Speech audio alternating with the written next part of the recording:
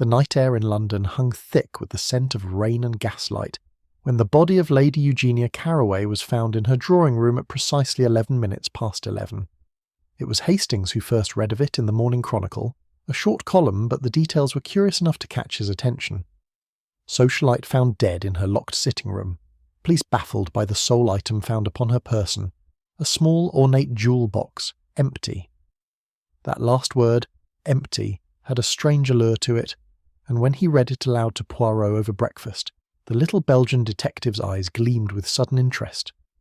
"My friend," he said, dabbing his mouth delicately with a napkin, "you read to me not a mere paragraph but a riddle, a locked room, an empty box, and a lady of fortune. Voila. Already the outline of the crime reveals itself as elegant." Within the hour they were in a cab bound for Mayfair. Lady Eugenia's townhouse stood on Grosvenor Square, its facade bathed in the dull gleam of drizzle. The constable on duty recognised Poirot at once, and soon they were shown inside. Chief Inspector Japp stood near the hearth, hands in pockets, expression grim. "Well, if it isn't the famous Poirot," he said with a tired grin. "I should have known you'd sniff out this one. I can't make head or tail of it. Locked from the inside, windows latched tight, key still in the door, no sign of struggle, no sign of theft, except perhaps whatever was once in that blasted box." The room itself was neat, almost unnaturally so. A single armchair had been overturned, and beside it, Lady Eugenia lay lifeless, her expression serene, as though she had merely drifted off to sleep. The jewel box lay open upon the carpet beside her, a delicate thing of silver filigree, lined in blue velvet, but empty. Poirot knelt beside it, his eyes narrowing. The box, it is of great age, a family heirloom perhaps, yet the velvet is not worn. It has been used for something, recently. Japp shrugged.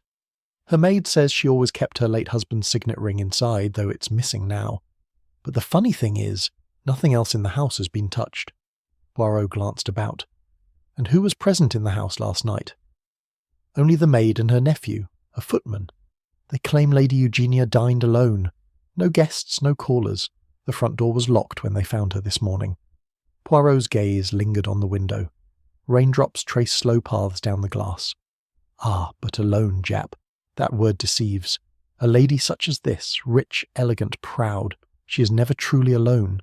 There are letters, there are secrets, there are ghosts of the heart. We must find which of them entered the room with her."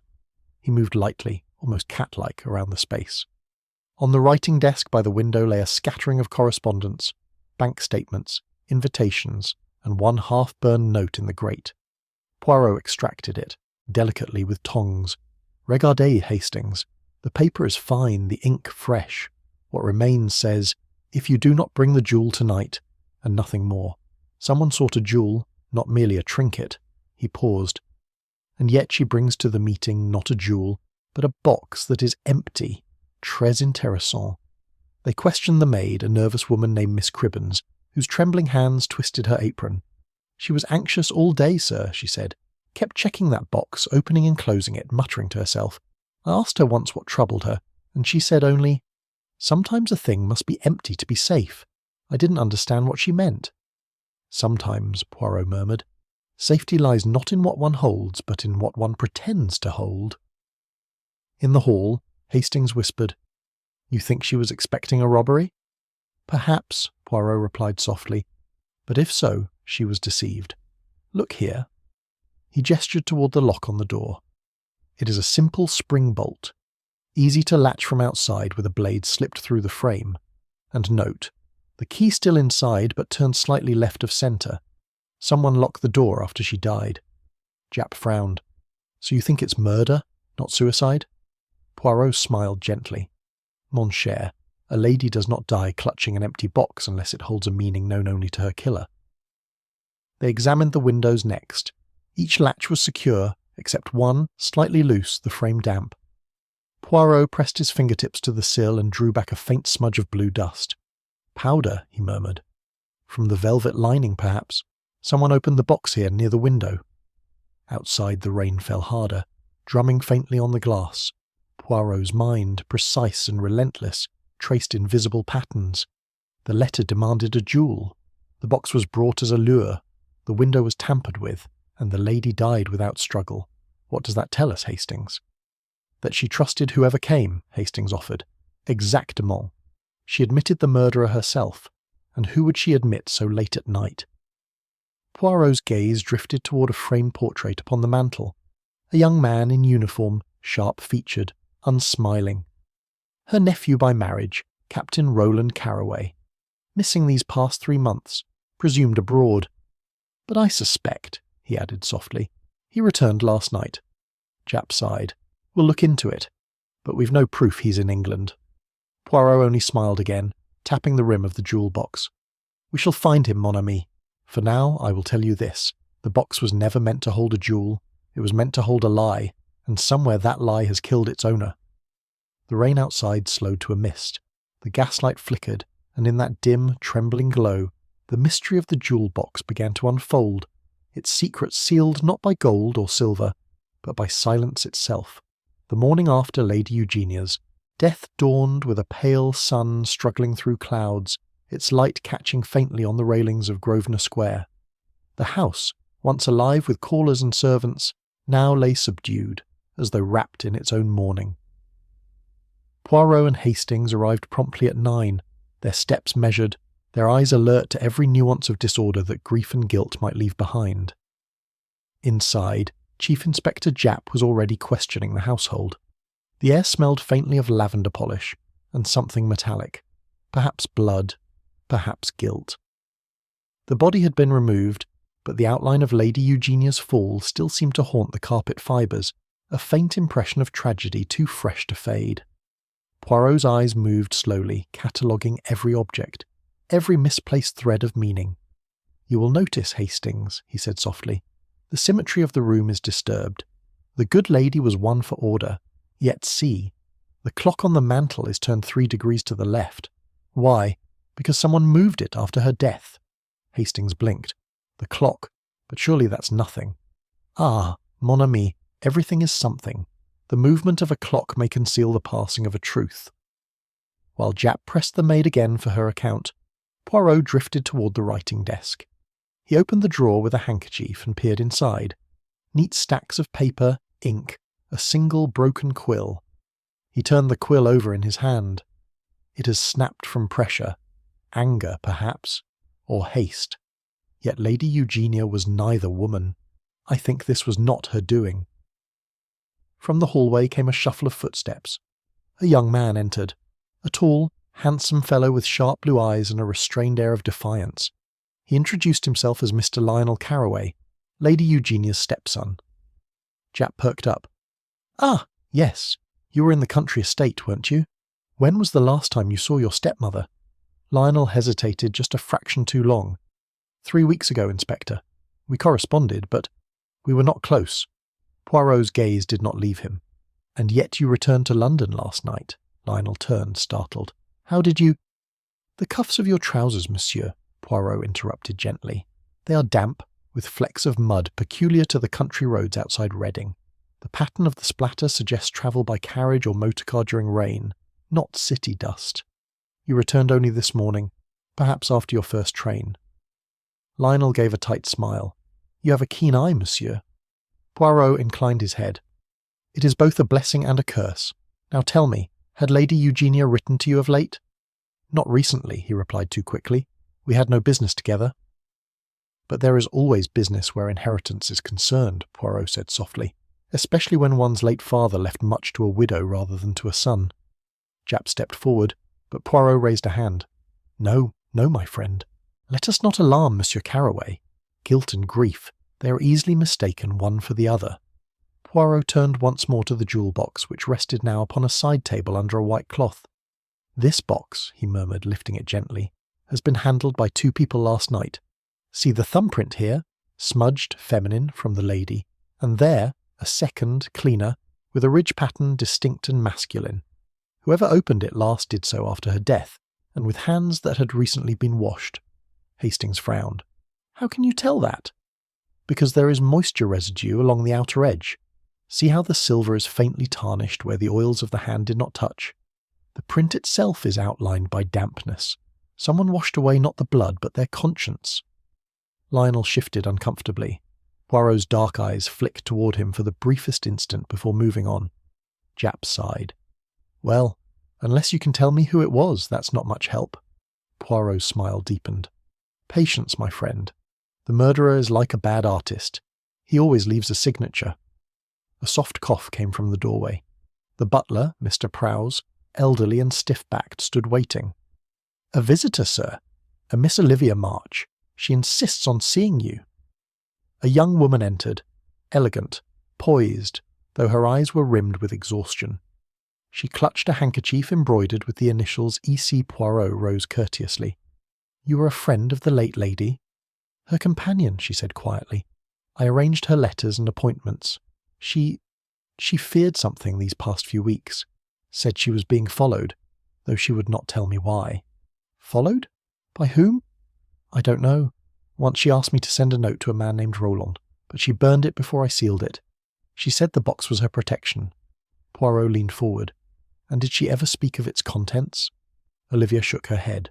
Only once. She said that what it held was worth more than gold, but less than truth. Japp muttered, whatever that means. Poirot, however, seemed utterly absorbed. Worth more than gold, but less than truth, he repeated softly. A riddle inside a riddle. Perhaps the jewel was not a jewel at all. Olivia's hands trembled slightly as she offered the handkerchief. I found this near her chair last night.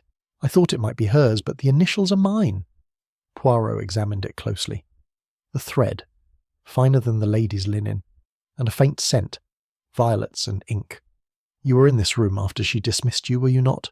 Her eyes widened. Only for a moment. I'd forgotten my gloves. Ah! Poirot's gaze flicked to the writing desk. Then you were the last to see her alive. Olivia's breath caught. She was sitting by the fire, holding the box. She told me not to worry, that by morning everything would be finished. Poirot's tone softened. And it was. Everything was finished. For her. The girl turned pale and Japp led her aside to rest. Poirot, however, lingered over the desk once more. He lifted the half-burned note again and turned it in the light. This time he noticed something new. The faint impression of a second sheet beneath the charred edge. The writing, indented rather than inked, spelled 4 clear letters. R. Carr. He exhaled slowly, eyes glittering. Hastings, he murmured. The lady wrote a name, the very name we feared. But I must be sure. We shall visit her solicitor this afternoon. As they prepared to leave, Poirot glanced once more toward Lionel, who stood rigid by the window. His reflection in the glass looked pale, almost spectral. Poirot studied him a long moment, then said quietly, Monsieur, when one hides behind a mirror, one forgets that the glass, it reflects everything. Lionel's lips tightened. Meaning? Only this, Poirot said softly, that the truth, like the jewel, cannot be buried forever. It merely waits for the right light to shine. And with that he turned toward the door, his mind already assembling the pieces, an empty box, a burned letter, a frightened girl, and a man whose shoes carried the dust of both countryside and guilt. The puzzle was no longer unsolvable, it was merely incomplete. But Poirot, as always, had begun to see the pattern emerging, quietly, perfectly, and fatally precise.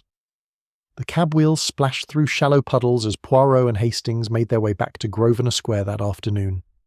The city had the restless pulse of a day after scandal. Papers sold twice their usual number, gossip swirled like smoke in the gentlemen's clubs, and even the flower sellers on the corners spoke of the lady with the silver box. Poirot sat with his gloved hands folded neatly over his cane, his expression unreadable. Hastings, used to that silence, knew better than to disturb it. Inside the Caraway townhouse, Inspector Japp had gathered everyone again for formal questioning. The sitting room looked much as it had before, polished, quiet, too polite for the violence it had seen. Yet something had shifted in the air. Truth and deception were beginning to mingle like perfume and smoke. Poirot began with the maid, Miss Cribbins. She stood nervously at the edge of the carpet, twisting her handkerchief. "You found the body, mademoiselle," he said gently. "Tell us again, precisely what you saw." Her voice trembled. "I came down early, sir. Her ladyship always rang for tea by 7, but that morning she did not. I knocked. There was no answer, and when I went in, she was lying there, near the fire. I screamed for help." "You did not touch anything?" "No, sir. Only the bell cord." Poirot inclined his head. "You're certain the door was locked?" Yes, sir. I had to call Mr. Prowse to break it open. Ah, but before you entered, you heard nothing. No sound in the night? No voices? She hesitated. Only the clock striking 11, sir. And then, perhaps a faint thud, but I thought it the wind. Poirot watched her closely, his gaze soft but penetrating. And yet, mademoiselle, there was no wind that night. It was still as death. The maid blinked, visibly startled, and stammered an apology. Hastings scribbled in his notebook. Poirot thanked her kindly and turned next to the butler, Mr. Prowse. The old man's posture was impeccable, though his eyes flicked nervously toward the inspector's notebook. Mr. Prowse, Poirot began, you are a man of habit, I see. You polish the brass every morning at 7, yes? You wind the clocks at 8. Always, sir, Prowse said stiffly. Then tell me, how did the mantel clock come to be turned slightly from its usual place? The butler frowned. I beg your pardon, sir. Poirot's tone was mild. It was shifted, 3 degrees to the left. That would not occur by accident. Prowse's throat worked. I cannot say, sir. Perhaps Lady Eugenia herself adjusted it. But she was most precise in her tastes, was she not? Poirot murmured. No, Mr. Prowse. It was moved, by someone who sought to hide the mark of something else. His eyes drifted upward to the wall above the mantel. You see, Hastings? A faint scrape. Perhaps a picture was once there. Hastings peered closer. You mean it's been taken down? Oui, and recently. The dust tells the story. The lighter patch behind the frame speaks loudly. Poirot turned back. Where is the missing picture, Mr. Prowse? I don't know, sir, the man faltered. There was a small landscape by her late husband's artist friend. It hung there for years. Poirot smiled slightly. Perhaps it will turn up. He next turned to Lionel Carroway. The young man's confident air had begun to show cracks. He leaned casually against the mantel, but his jaw was tight, his gaze evasive. You loved your stepmother, monsieur? Poirot asked quietly. I respected her, Lionel said. She was not easy to love. Ah, and yet you came last night. Lionel's eyes flashed. I did not. Poirot tilted his head. Then you will forgive me, but your boots speak louder than your words. The soil from her garden still clings to them. The young man exhaled sharply. Very well. I came. She wrote to me. She said there was something I must take before others found it. The jewel? I thought so, yes. But when I arrived, she was already dead. Japp leaned forward. And you didn't think to call the police? Lionel's mouth tightened. No. I panicked. I knew how it would look. Poirot studied him for a long moment, then said softly, Monsieur, panic does not explain the wiping of prints, nor the locked door. That took calculation. Lionel paled. You think I killed her? I think, Poirot said, that you have not yet told the truth.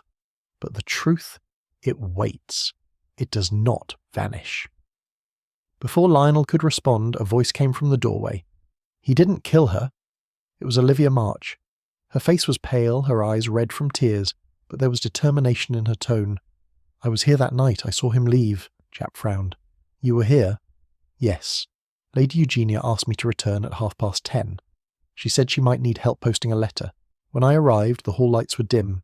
I heard voices from the drawing room, hers and a man's, but it wasn't Lionel. Can you describe the voice? Poirot asked. It was older, calm, but sharp, as though every word was chosen like a weapon. When I entered, the room was empty. She must have dismissed him just before I came in.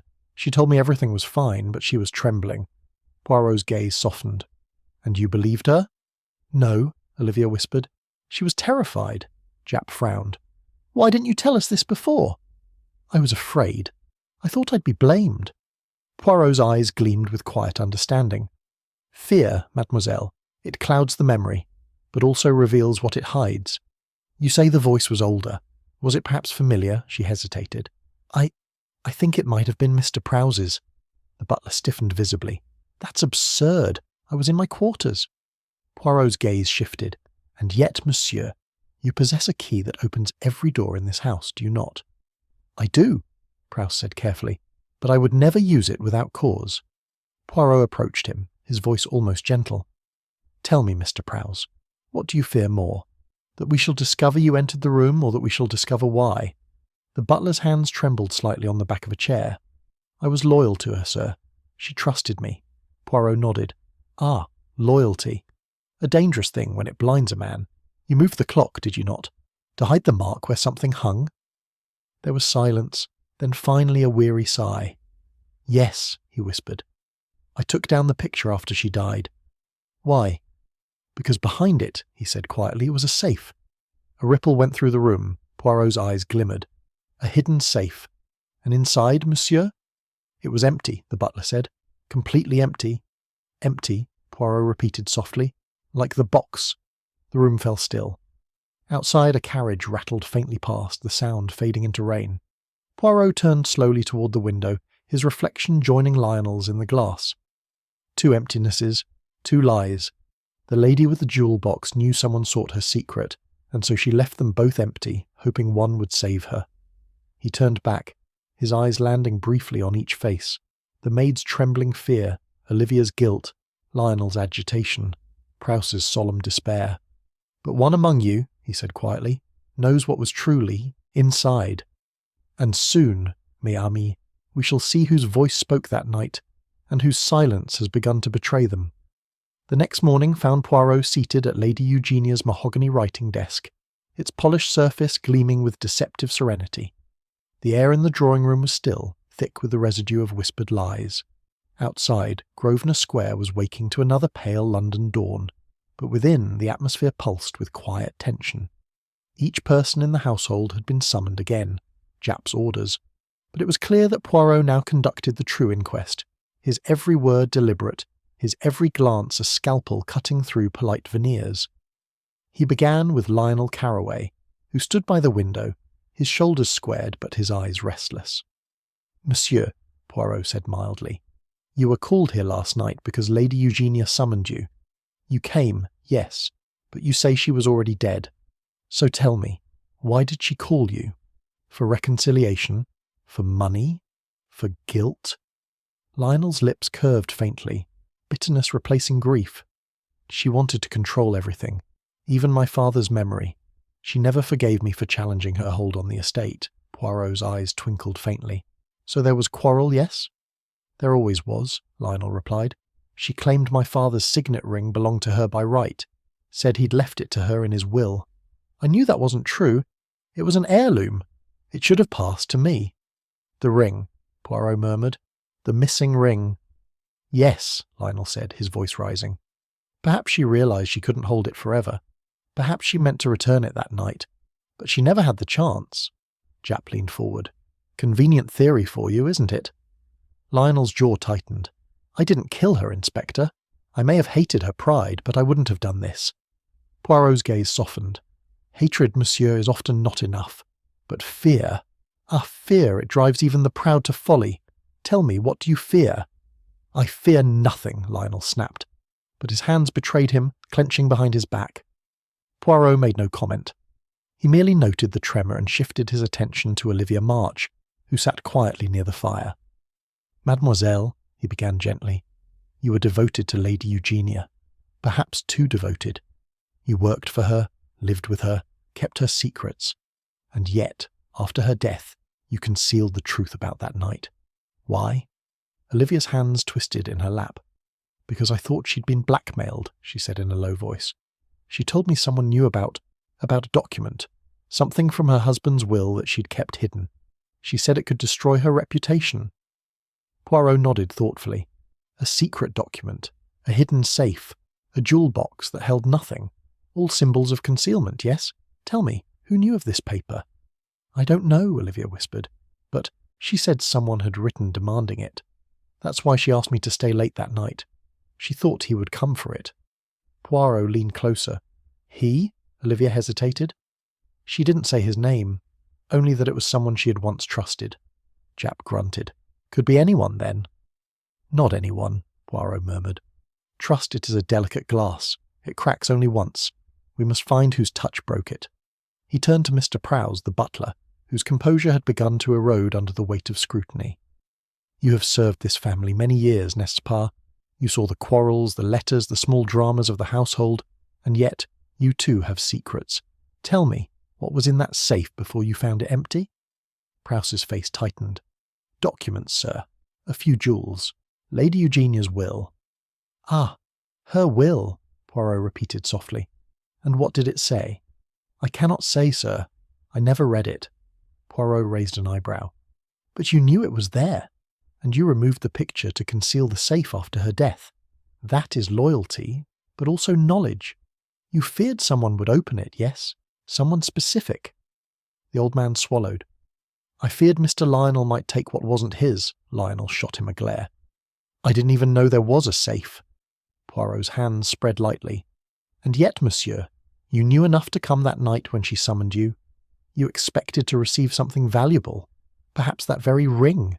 Perhaps a document that restored your inheritance. He turned slightly toward Olivia. But you, mademoiselle, you said she feared exposure. So which is it? An inheritance dispute, or a secret scandal? Both cannot be true unless— He paused, his voice dropping to a whisper. Unless the two are one and the same. A silence followed, heavy and charged. Poirot rose slowly, walking toward the fire. Consider, my friends, the Lady Eugenia. Proud, elegant, fearful. She possessed something others wanted. Money, power, perhaps forgiveness. Each of you desired something from her. Monsieur Lionel, you wanted your father's legacy. Mademoiselle Olivia, you wanted her trust, perhaps even her approval. And Mr. Prowse, you wanted her peace preserved, that her sins should die with her. But there's one thing none of you wish to face, that her death served more than one purpose. Japp frowned. You're saying there's more than one motive? Perhaps more than one criminal, Poirot said softly.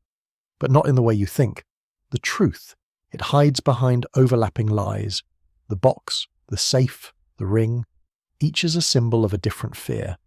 To solve the murder, we must ask not only who killed her, but who needed her silence most. Olivia's voice trembled. You think she was blackmailing someone?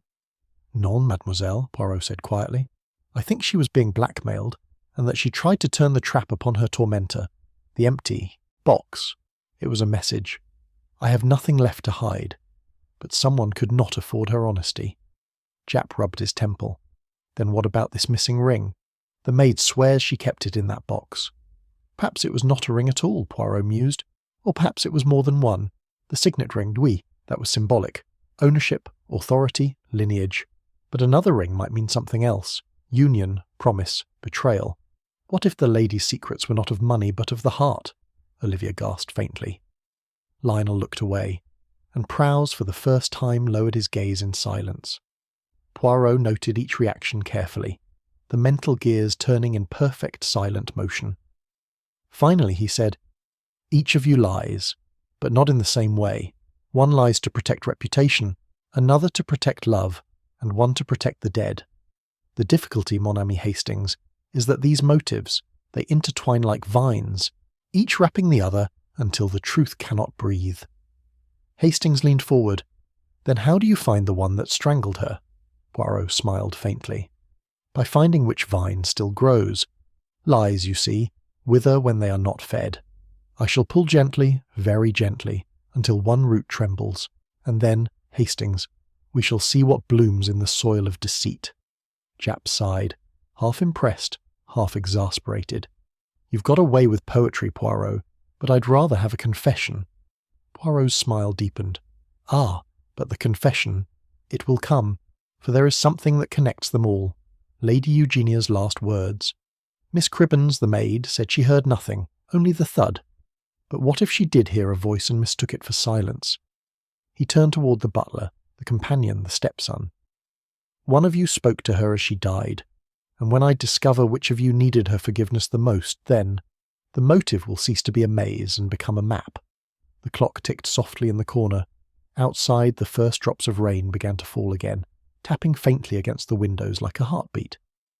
Within that dim, golden room, the web of deception shimmered, fragile, intricate, waiting for the touch that would make it unravel. By the following afternoon, the investigation had taken a decisive, almost theatrical turn. The newspapers carried headlines declaring progress at last in The Jewel Box Murder, and outside Lady Eugenia's townhouse, curious crowds gathered behind the police cordon, whispering theories that grew more fantastic with every hour. Within those walls, however, the air was taut with a different kind of tension, the quiet unease that comes when a mystery begins to offer answers that seem just a little too neat. Inspector Japp was in rare form. "We've got him, Poirot," he announced with satisfaction. tapping a report on the table. "Carraway's our man. We've traced a pawn ticket from his coat pocket, issued just 2 days ago at a shop in Bayswater. The item pledged was a gold signet ring bearing the Carraway crest. What do you make of that, eh?" Poirot, seated in the armchair by the hearth, regarded him with polite calm. "A gold ring, yes. And you assume it is the same that once lay in Lady Eugenia's box?" "What else could it be? The maid swears the box was empty that morning, and the ring's been missing ever since. Add that to the quarrel over inheritance, his sudden visit the night she died. It all fits." Poirot's fingers drummed lightly on the armrest. "It fits too well, mon ami. A puzzle completed too quickly is seldom complete." But Japp was undeterred. He had motive, opportunity, and now proof he took what wasn't his. "We'll have a full confession before evening." Lionel Carraway was brought in shortly after, pale and angry. He denied everything, of course, claimed the pawn ticket had been planted, that he'd never possessed the ring. "I was there that night, yes," he said through clenched teeth, "but I never touched her or her things. She was dead when I arrived." Japp snorted. "You expect us to believe that?" "Yes," Lionel said, and though his voice trembled, there was a stubborn clarity in it. "Because whoever killed her wanted you to think I did." Poirot rose and walked to him slowly. "Monsieur, you're not clever enough to lie convincingly, and not foolish enough to return to the scene of your own crime. Tell me, this ring, you've seen it before?" Lionel nodded. "Of course. My father wore it all his life." "And after his death, did you notice anything strange about it?" He frowned, thinking. "Only that she never let it out of her sight. Once she told me it was the key to everything I would never understand about my father." Poirot's eyes glimmered. "Ah, she said that, did she? Then the ring was not merely ornament but symbol. Perhaps even function. A key. Yes, maybe quite literally." Japp gave a short laugh. "You've always loved your metaphors, Poirot, but I'll stick with the facts. The man pawned the ring. The ring was stolen. The lady died. End of story." Poirot said nothing. He stood gazing out the rain-streaked window, his reflection pale in the glass. "End of story," he murmured, "or the beginning of a new one." But the machinery of official justice moved swiftly, as it often did when appearances aligned too comfortably. Lionel was taken into custody, protest echoing down the marble hallway.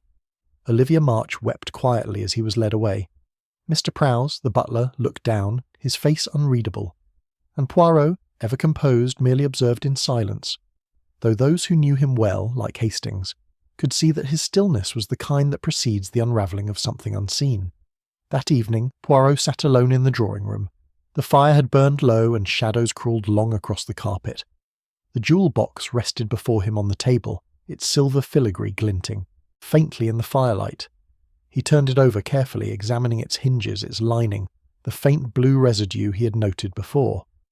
Finally he pressed his finger against the velvet base, and it gave slightly beneath the pressure. "Tiens," he whispered, and with a delicate motion prized it up.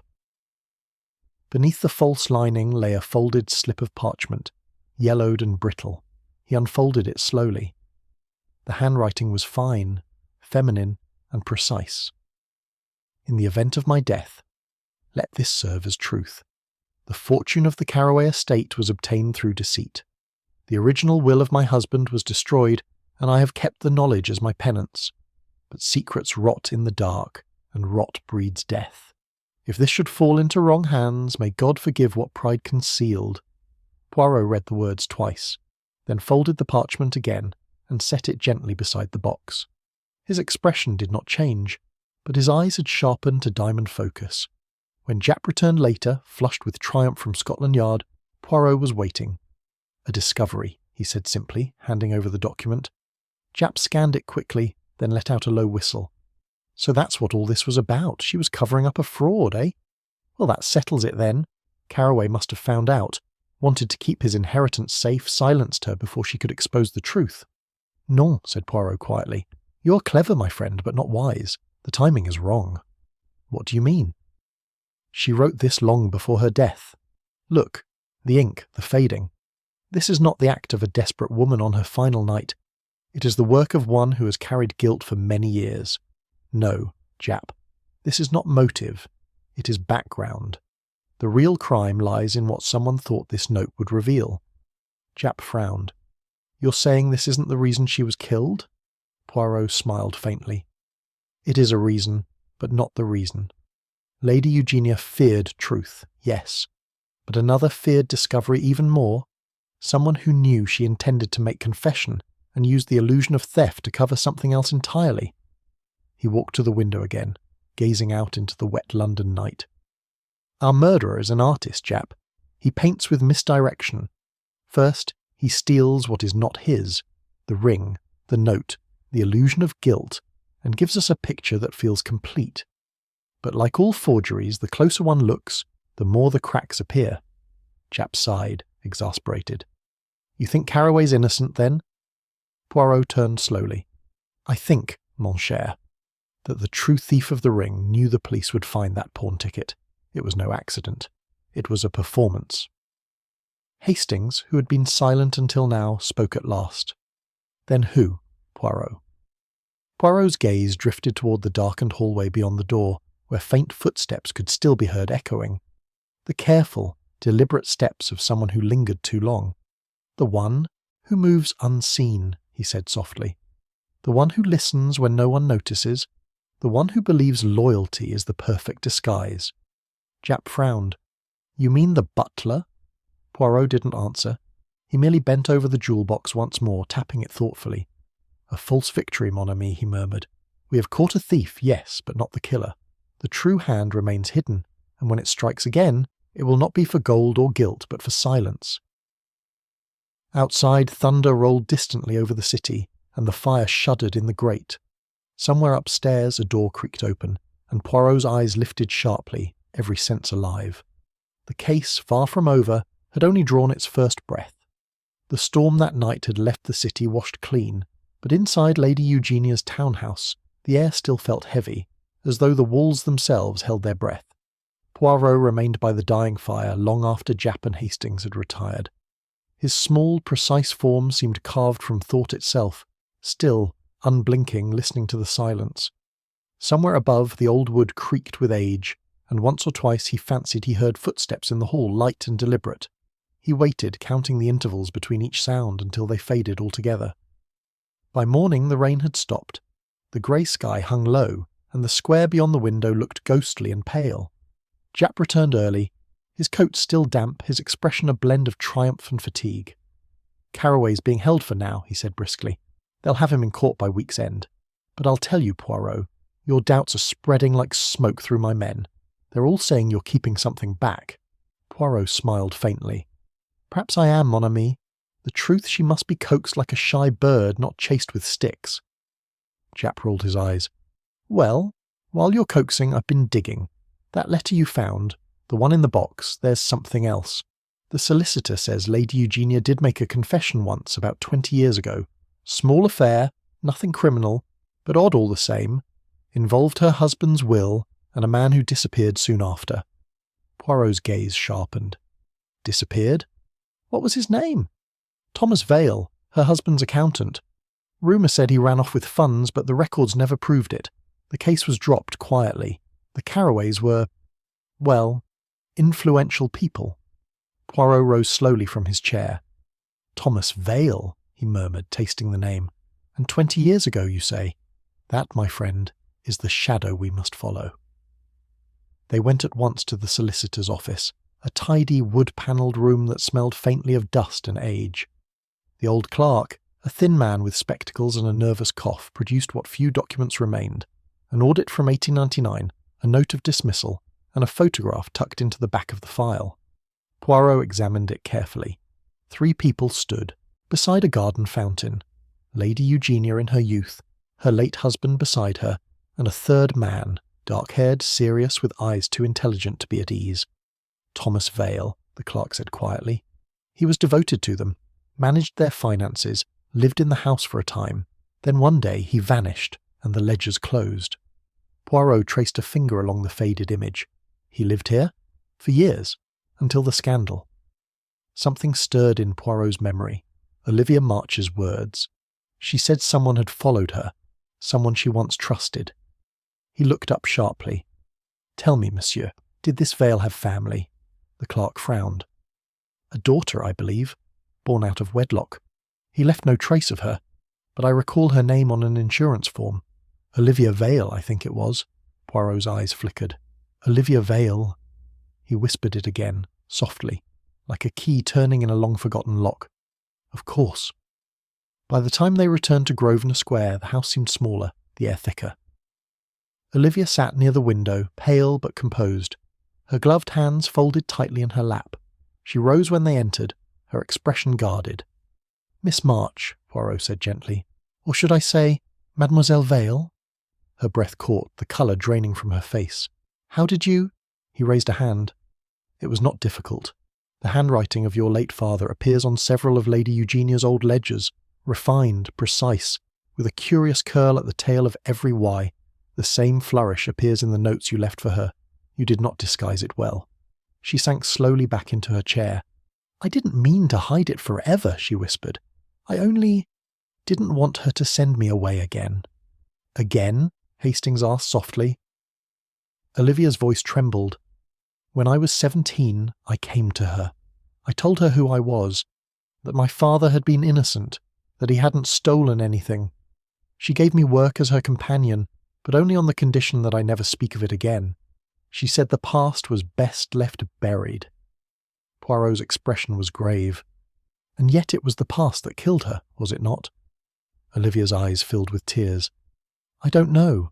She was kind sometimes, but she was frightened. A week before she died, she said someone had discovered the truth, that Thomas Vale hadn't stolen from them, that someone else had. She said it was all coming back."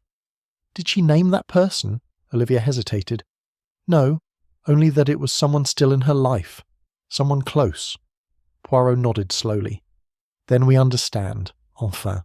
The crime of today is but the echo of the one committed long ago. The thief who ruined your father now silences the woman who could expose him." Japp rubbed his chin. "If Vale was innocent, then who took the money?"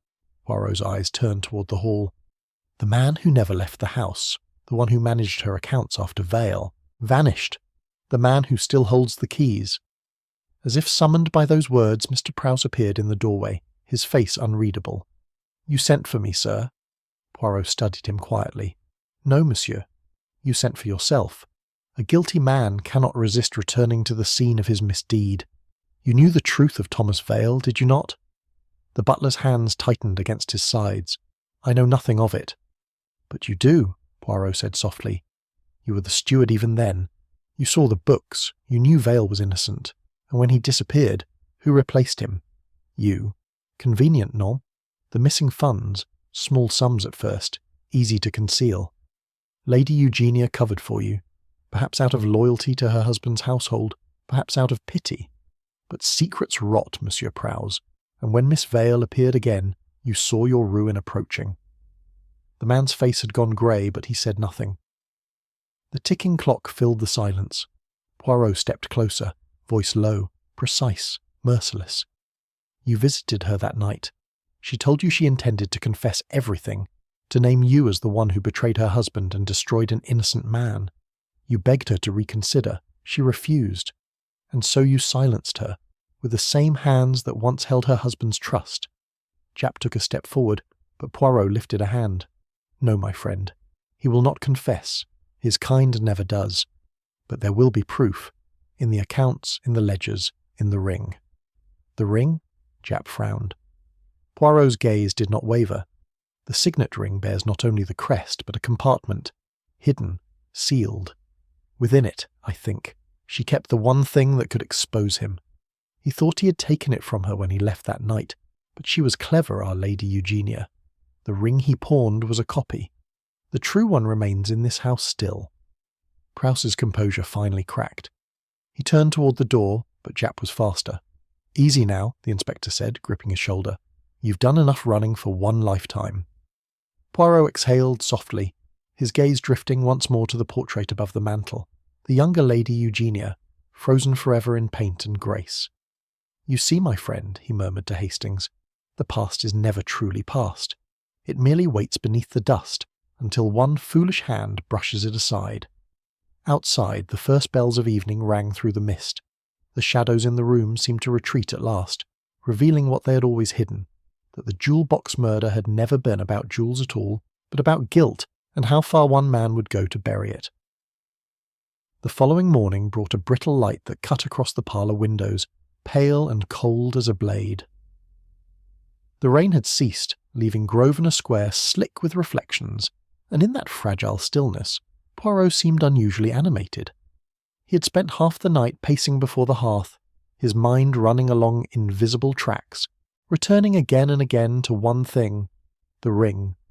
When Japp arrived, weary and irritable from a sleepless night, he found Poirot at the table with the jewel box, a small lens in hand, peering at the velvet lining as if it held the final secret of the universe. "You'll drive yourself mad staring at that thing," Japp muttered. "Perhaps," Poirot replied without looking up. "Or perhaps, my friend, I will drive someone else mad first. You see, I have decided that it is time we use a little theatre." "A stunt?" Japp said sceptically. "You and your tricks." Poirot smiled. "A trick, yes, but a trick of psychology, not illusion. You English have a phrase, do you not? Give them enough rope. Well, I will give our murderer the rope, and he will tie his own knot with it." That afternoon, Poirot gathered everyone in the drawing-room, the maid, the butler, Miss Olivia Vale, and Inspector Japp himself. The fire glowed softly, and the silver box lay in its accustomed place upon the table. The room was quiet but for the faint tick of the mantel clock. "My friends," Poirot began, his voice light, conversational, almost cheerful, "we have reached a most interesting moment. There are those who think the matter is finished, that justice has been done. But I, Hercule Poirot, I am not so easily convinced, for I have discovered something very curious, something that changes everything." A stir of unease passed through the room. Prowse's face remained composed, but his hands, clasped behind his back, shifted slightly. Poirot continued, "I have in my possession the true Carroway signet ring, the real one, not the imitation. It was not pawned, nor lost, nor stolen. It was hidden by Lady Eugenia herself, in a place so clever, so audacious, that only a mind equally audacious could find it." He let the silence stretch, watching them. "It lies," he said softly, "within the very walls of this house." Olivia gasped faintly. Japp blinked. "Inside the walls?" "Oui, mon ami. Behind a panel, or perhaps under the hearthstone. But the question is not where she hid it. It is why. Because she knew that whoever sought it would betray themselves by trying to find it again." Prowse's eyes flickered. Just once, quickly toward the mantel. It was enough. Poirot saw it. "Tonight," he said, still gently, "we shall see who that person is. I have arranged for the constable outside to leave his post after dark. The house will be left quite unattended, for 1 hour only." Japp frowned. "You're mad." "Non, mon ami," Poirot said pleasantly. "Merely patient. The guilty man will not resist. He will return to finish what he began, to search for what he thinks is still hidden. And when he does, we shall be waiting." Night fell early, swallowing Grosvenor Square in mist. Poirot, Hastings, and Japp took their places in the darkened library adjoining the drawing-room. No lamps burned. Only the soft glow of the streetlight outside filtered through the curtains, casting thin bars of gold across the carpet. The house was silent but for the steady hum of the clock. Time crawled. Then, a sound. The faintest creak of floorboards. A shadow moved across the lighted slats of the door. Someone was there. Slowly, carefully, the figure entered the drawing-room. The glow from the street revealed a familiar outline. Mr. Prowse, his face pale, his steps measured. He crossed to the mantel, reached behind the clock and pressed against the panelling. There was a soft click. The panel slid open, revealing a small recess, and within it something glinted faintly in the dark. Japp started forward, but Poirot stopped him with a hand. "Let him finish," he whispered. Prowse reached inside and drew out the real signet ring. For a moment he simply stared at it. The weight of years etched across his features. Then, with a shaking breath, he slipped it into his pocket. "Now, Inspector," Poirot said quietly. The lamps flared on. Japp stepped out. "That's far enough, Prowse." The butler froze, blinking like a man waking from a dream. I only meant to keep it safe," he stammered. "It was the lady's wish." "No, monsieur," Poirot said softly, stepping forward. "It was your wish. You could not bear that anyone else might find it and uncover what it contained." Prowse's composure began to crumble. "Contained?" he repeated weakly. "Yes," Poirot said. "Inside the band of the ring. An engraving too small for the naked eye to see. It reads, 'Veil restored.' The lady had discovered that your theft 20 years ago had ruined an innocent man. Thomas Vale, the father of this young lady here. She intended to return everything to his name. That ring was her confession and her proof." The old man's voice broke. "I didn't mean to kill her. She said she'd expose me, but I only wanted her to stop. I pushed her, that's all. She fell, hit her head on the fire iron. I swear to you I never meant—" Poirot bowed his head slightly. "Perhaps not, monsieur, but when you locked the door and took the key, you turned an accident into murder." Japp's men took him away in silence. Olivia sat by the hearth, trembling, her face wet with tears. Not of grief, but of release. Hastings poured her a glass of water while Poirot stood motionless, his gaze fixed upon the fire. After a long pause, Hastings said softly, "You knew he'd come, didn't you?" Poirot nodded. "It is always the same, mon ami. The guilty man cannot endure uncertainty. I told him of the ring not to reveal the truth, but to offer him a test. The innocent would have slept peacefully. Only the guilty would return to find what should have remained hidden." Japp shook his head, half admiring, half exasperated. "You and your games, Poirot. You had him dancing on strings." Poirot smiled faintly. "Non, Inspector. I merely showed. Him the mirror. It was his own conscience that pulled the strings." He turned toward the window, watching as the police carriage rolled away through the fog. "There is always a shadow beneath the jewel, Japp," he murmured. "It dazzles, yes, but only because darkness makes it shine." And as the house settled once more into silence, the little silver box on the table caught the firelight, its surface glinting like an eye that had finally closed, content at last. The following day began with a rare quiet in Grosvenor Square. The rain had ceased, leaving the cobblestones slick and gleaming beneath a pale, reluctant sun. Inside Lady Eugenia's townhouse, the last traces of the night's turmoil lingered like ghosts, overturned chairs, damp footprints, the faint scent of cigar smoke from Japp's late interrogation. Yet, for the first time, there was a sense of closure, or at least the illusion of it. Japp, bleary-eyed and triumphant, was already preparing the paperwork for the Crown Prosecution Service. "It's open and shut now," he declared, slapping a sheaf of notes on the table. "Prowse confessed, the ring's recovered, the motive's clear. Can't imagine what more you'd want, Poirot." Poirot stood by the mantel, immaculate as ever, his fingers lightly adjusting the angle of the clock that had so often drawn his attention.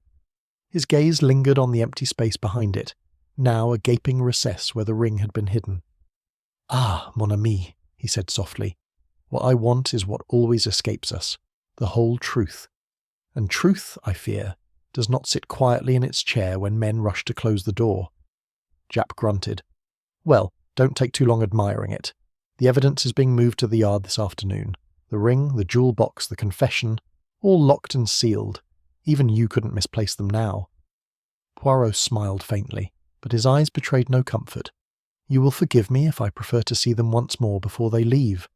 Sometimes the smallest detail reveals itself only when one looks for the last time." By late afternoon, the London fog had begun to gather again, wrapping the square in pale silk. The constable on duty at the house checked his watch, then frowned as a carriage drew up, unmarked, black, with a uniformed driver. A man stepped out, presented a letter bearing Scotland Yard's seal, and requested the evidence. The constable hesitated, read the letter twice, then allowed him entry. Half an hour later, the carriage was gone, and so, by the time Japp returned at dusk to collect the items himself, the evidence was no longer there. "What do you mean, gone?" he barked, his face flushing scarlet. The constable stammered, "A man from the yard, sir. He had your authorization, official paper and all. He said you'd sent him early." Japp swore under his breath. "I sent no one." He turned sharply toward Poirot, who stood near the window, hands clasped behind his back. "You see, this is what happens when we wait for whole truths. Someone's out there pulling strings, and now we've nothing to prove Prowse's guilt." Poirot did not turn from the glass. "No, my friend. We have something far more valuable. Proof that the crime was not finished." Japp blinked. "What in blazes are you talking about?" Poirot faced him then, eyes sharp as glass. "Consider, Japp. Why steal evidence already damning? Prowse has confessed, yes, but his confession it is imperfect, hesitant. It bears the mark of guilt, but not of murder. There is another hand still moving behind the curtain, one who fears that truth might yet step into the light. Hastings, who had been silent until now, frowned.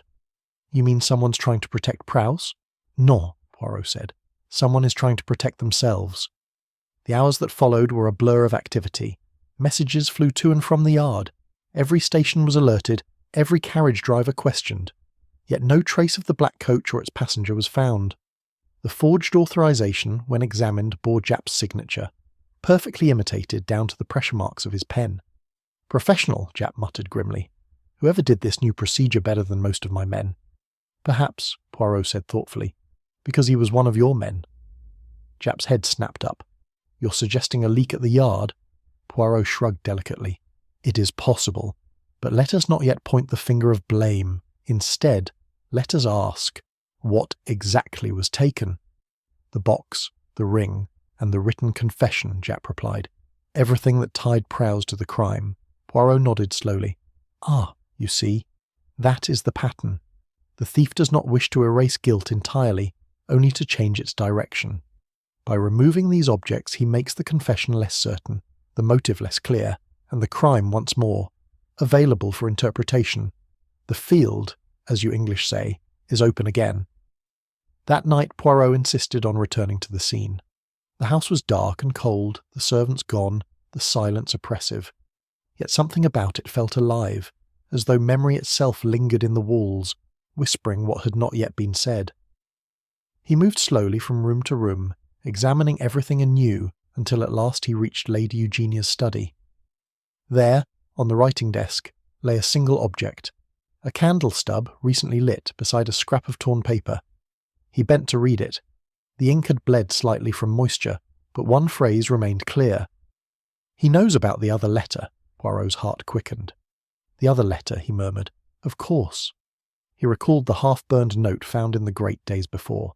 If you do not bring the jewel tonight, and now this. 2 letters, perhaps from the same hand, separated by years, or perhaps days. He studied the handwriting carefully, then compared it to the old ledgers from the solicitor's office which he had kept in his case. The loops, the angles, identical. Not Prowse's, Olivia Vale's. He straightened slowly, the truth falling into place with quiet precision.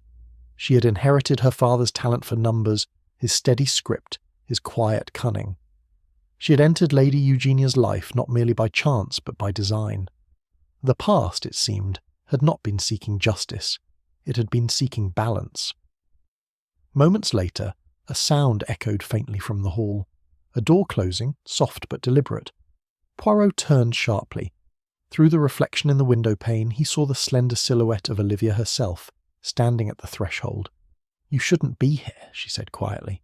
They've sealed the house. As have you, mademoiselle, Poirot replied, his tone almost sorrowful. You have sealed it with lies.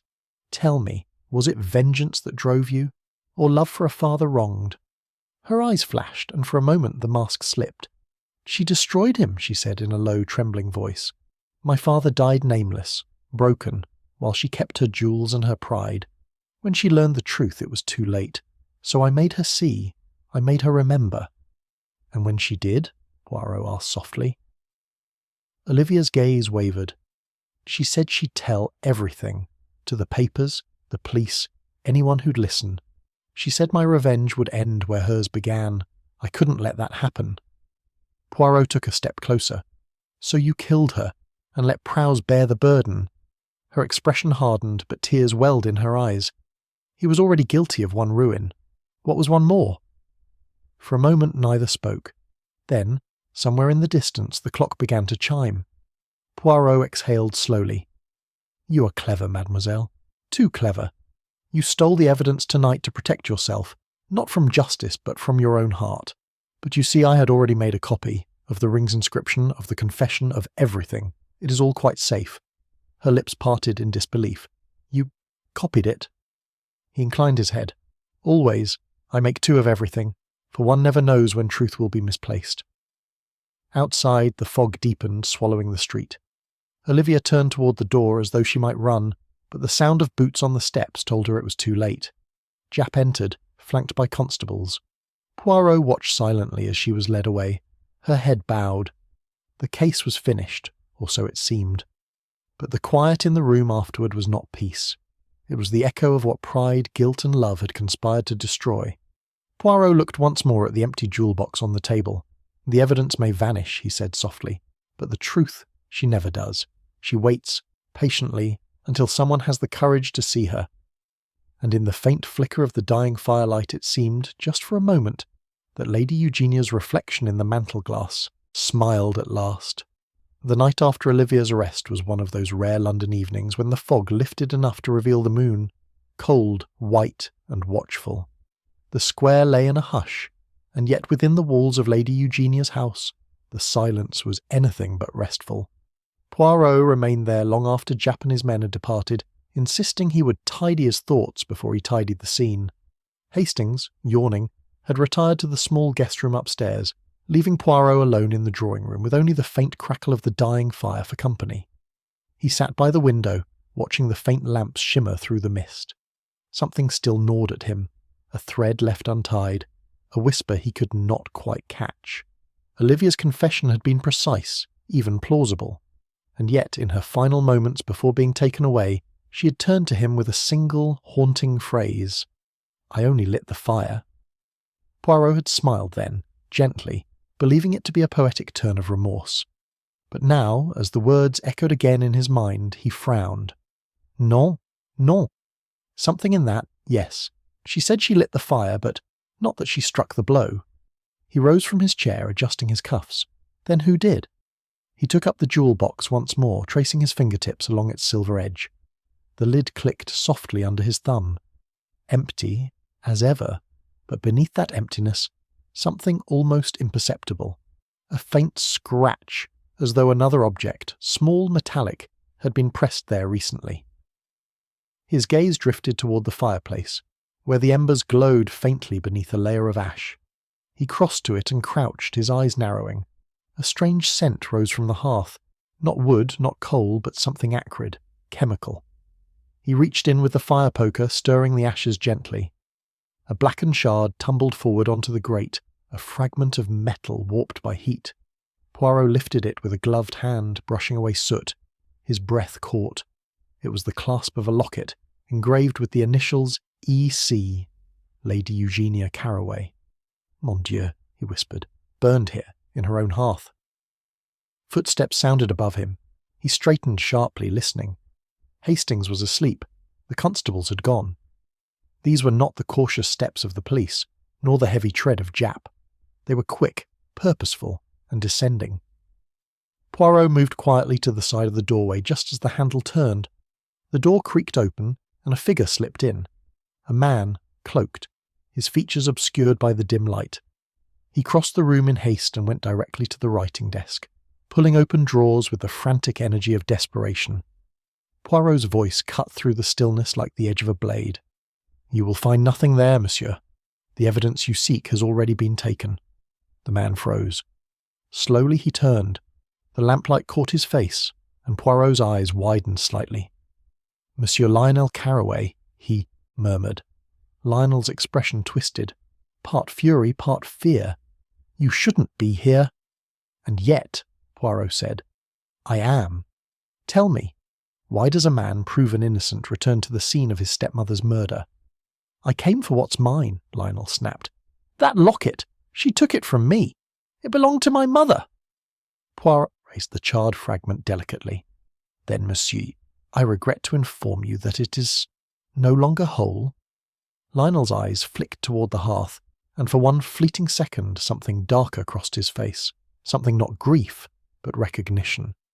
Poirot saw it, subtle yet unmistakable, and in that instant the puzzle twisted sharply in his mind. "You knew," Poirot said softly. "You knew the locket was burned, because you burned it yourself." Lionel stepped forward, voice rising. "That's absurd." "Ah, but it is not," Poirot replied. "When Lady Eugenia learned that her companion was the daughter of the man you helped to ruin, she planned to make restitution, to change her will, to restore the fortune. That would have left you with nothing, n'est-ce pas? You came here that night, not to beg, but to silence her." Lionel's hand moved subtly toward his coat pocket. Poirot noticed, but did not flinch. "You killed her, monsieur," he said softly. "Olivia Vale only covered your tracks. She believed herself your avenger, but she was your pawn." Lionel's eyes narrowed. "You can't prove that." "Non," Poirot said. "Not yet. But you have made a grave error, monsieur. You have returned to finish what you began. There is something still here you cannot afford to lose. What is it, I wonder? A letter? A key? Or perhaps—" He turned, glancing once more at the recess behind the clock. Something even more personal. Lionel lunged. Poirot moved just enough to avoid the blow, but the younger man's fury was wild, unrestrained. The poker clattered from the grate as Lionel seized it, swinging hard. Poirot stumbled backward, narrowly avoiding the arc of iron. The strike glanced off the mantel instead, sending a shower of ash and embers cascading to the floor. For a moment everything froze, the two men facing one another in the smoky haze, the room flickering with half-dead light. Then a door burst open behind them. Hastings, dishevelled and alarmed, rushed in. "Good Lord, Poirot!" Lionel turned sharply, the poker still raised. But Hastings moved faster than expected. He seized Lionel's arm, twisting it upward. The poker fell. Lionel staggered, then slumped, breath ragged, defiance fading into resignation. "Thank you, mon ami," Poirot said softly, straightening his jacket, "though perhaps next time you might wake a little sooner." Japp arrived minutes later, summoned by the commotion. The scene was grim. The hearth overturned, the air heavy with soot, Lionel pale and trembling beside the constables. Poirot handed the inspector the fragment. "Of the locket." "Burned evidence," Japp muttered. "You were right. Someone was still trying to cover his tracks." "Oui," Poirot said quietly. "But even ashes tell their stories. This locket bore 2 sets of initials, EC and LC. It was a gift, perhaps from stepmother to stepson, meant to mend what greed had broken. And yet, when she placed forgiveness in his hands, he turned it to fire." As Lionel was led away, he glanced once toward Poirot. "You think you've won?" he said hoarsely. "But you've only uncovered one lie. There are others, deeper ones, you'll never reach." Poirot watched him go, his expression unreadable. "Ah," he murmured. "But that, monsieur, is what all murderers say before they hang." When the house was quiet again, Hastings poured them both a drink. The fire, now tamed, crackled weakly, as though reluctant to die. "So," Hastings said after a long pause, "Olivia's confession wasn't the end after all?" "No," Poirot said softly, staring into the flames. "It was merely the curtain before the final act. She lit the fire, yes, but he struck the match." The embers shifted, glowing faintly like the eyes of something that refused to sleep. Poirot leaned back in his chair, his voice almost a whisper. "And yet," he said, "I cannot shake the feeling that someone else still watches from the wings. Waiting." Outside, a figure lingered at the far corner of the square, still, silent, and barely visible beneath the fog. A moment later, it vanished into the night. The next morning dawned bleak and restless. A heavy mist hung over Grosvenor Square, and the gas lamp still burned at 8:30. Pale circles of light swimming in grey air. Inside Lady Eugenia's house the air was different now, emptier somehow. The servants had been dismissed, the room stripped of evidence and noise, yet something still lived there, something that watched. Poirot felt it the moment he crossed the threshold again with Hastings at his side.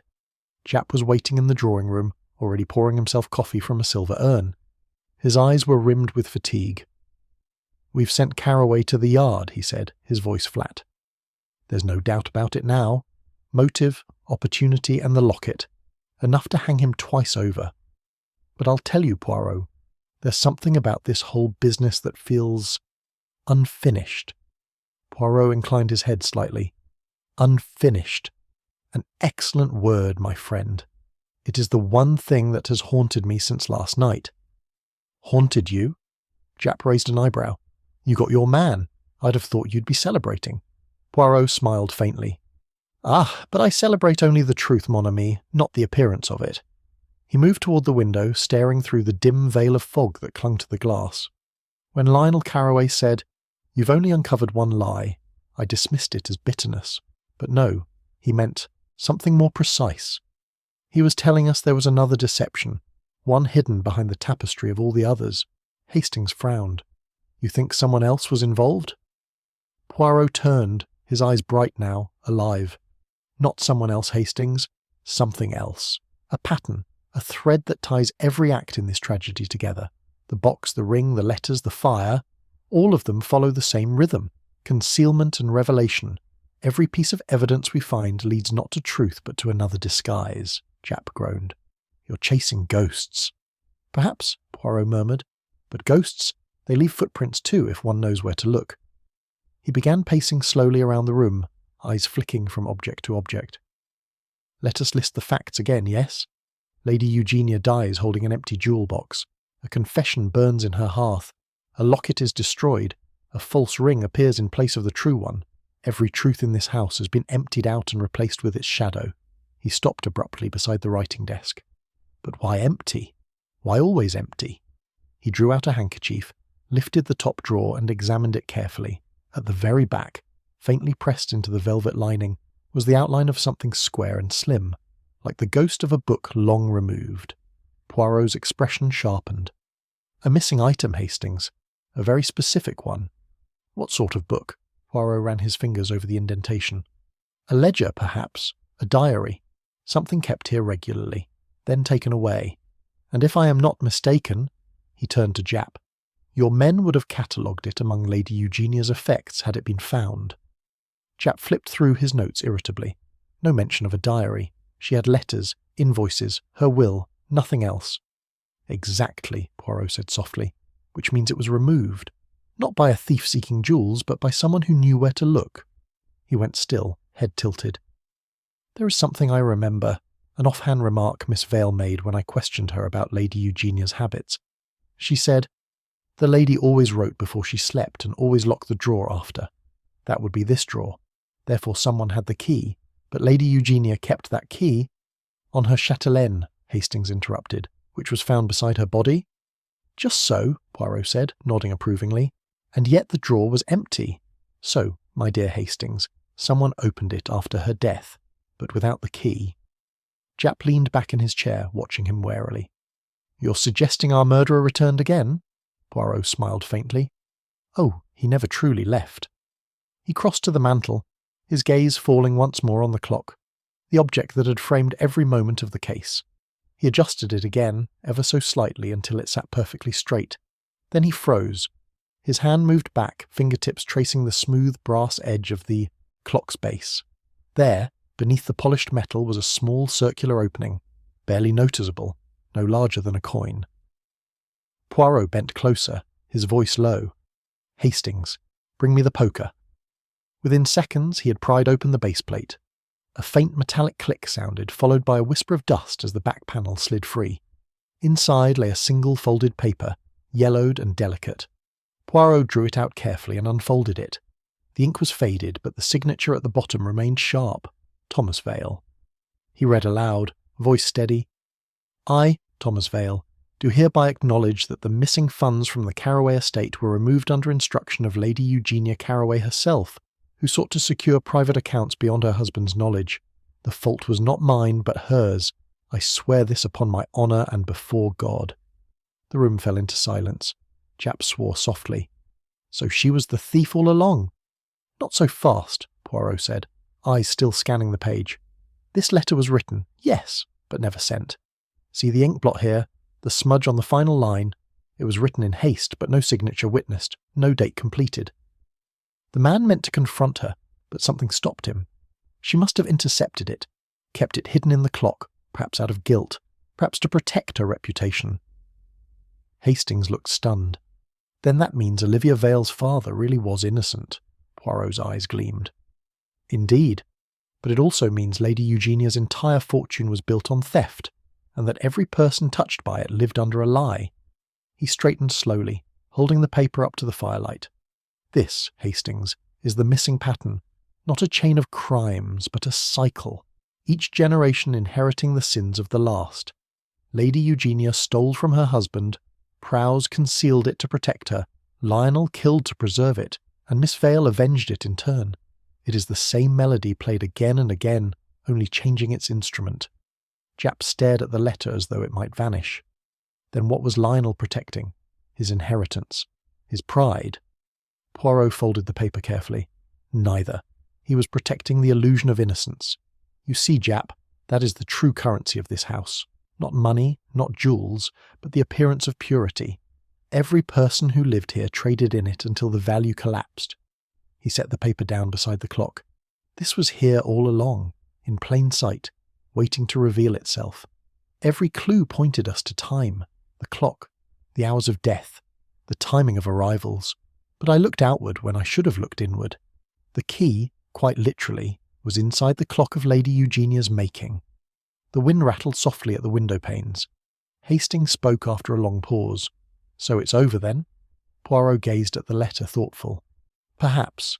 But I wonder, Hastings, if the truth has come too late to save anyone. When guilt passes from one hand to another, even justice cannot cleanse it. It merely changes its name. As he turned away, the clock ticked once, a soft, hollow sound, and for the first time since Lady Eugenia's death, it seemed to strike the hour correctly. Poirot smiled faintly, almost sadly. Ah, enfin, even time keeps its secrets only so long. The fog lingered the next morning, curling like pale smoke through the empty streets of Grosvenor Square. The house was quiet again, stripped of its secrets yet still whispering of them, the air dense with that peculiar stillness that follows revelation but precedes understanding. Poirot sat at the writing desk, the letter from Thomas Vale laid carefully before him, its creases smoothed and the ink faintly glistening in the dim light. Hastings sat across from him, nursing a teacup, his brow furrowed. "It's extraordinary," Hastings said at last. "All of it. But I still can't quite see it, Poirot. Why go so far? Why kill? There were other ways, legal ways, honest ways, to fix what was done." Poirot's gaze remained on the letter, his expression unreadable. "You think, perhaps, that the heart is ruled by logic, mon ami? That people kill only for money, for power, for vengeance? No. The greatest crimes are born not from greed, but from shame. And shame, Hastings, is the one inheritance none of us can refuse." He rose slowly, pacing before the hearth. "All along, I believed this to be a story of deceit over wealth, but this letter, shows me that the theft of gold was only the beginning. What Lady Eugenia stole was not merely money, it was the truth itself." He turned suddenly, his eyes bright. "Tell me, Hastings, when a person builds their life upon a lie, when they decorate it, defend it, even love it, what happens when that lie is threatened?" "They protect it," Hastings said quietly. "Just so." Poirot tapped his temple. "Lady Eugenia feared that her husband's fortune, the life she had so carefully arranged, was tainted by her own hands.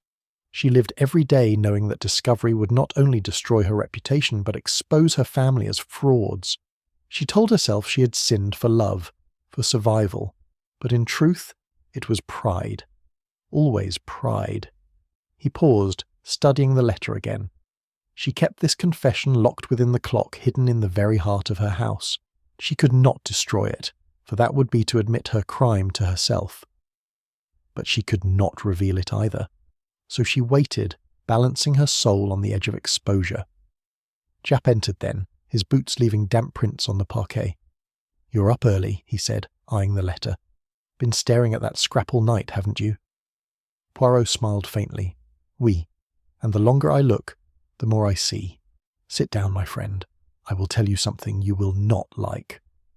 Japp raised an eyebrow but did as he was told. Poirot's tone softened. "You see, Lionel Carroway was not merely defending his inheritance. He believed himself to be defending his mother's honour." Japp frowned. "His mother's?" "Ah, yes," Poirot said, lowering his voice. "For you see, Lionel was not only the stepson of Lady Eugenia. He was her son, her illegitimate son, born before her marriage to the elder Carroway.